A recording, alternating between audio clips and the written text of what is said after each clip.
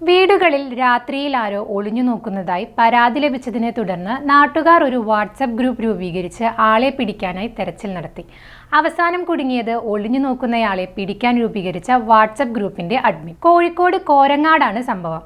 രാത്രി വീടുകളുടെ മതിൽ ചാടിക്കടന്ന് ഒരാൾ കിടപ്പുമുറിയിൽ ഒളിഞ്ഞു നോക്കും. ഇത് സഹിക്കാനാവാതെയാണ് പ്രദേശവാസികൾ സംഘടിച്ച് തെരച്ചിൽ ആരംഭിച്ചത്.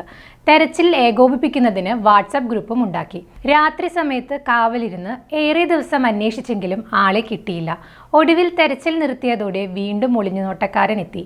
എന്നാൽ ഇത്തവണ ഇയാളുടെ ചിത്രം CCTVയിൽ പതിഞ്ഞു. വീഡിയോ പരിശോധിച്ചപ്പോൾ നാട്ടുകാർ ഞെട്ടി. തെരച്ചിലിന് നേതൃത്വം നൽകുകയും വാട്സപ്പ് ഗ്രൂപ്പ് ഉണ്ടാക്കുകയും ചെയ്ത യുവാവ് തന്നെയാണ് കക്ഷി. ഗ്രൂപ്പ് വഴി നടക്കുന്ന ചർച്ചകൾ മനസ്സിലാക്കിയാണ് ഇയാൾ വീടുകളിൽ കയറിയിരുന്നത്. പക്ഷേ ഒടുവിൽ കയറിയ വീട്ടിൽ CCTV വെച്ച കാര്യം യുവാവ് അറിഞ്ഞിരുന്നില്ല. ഇതോടെയാണ് ഇയാൾ കുടുങ്ങിയത്.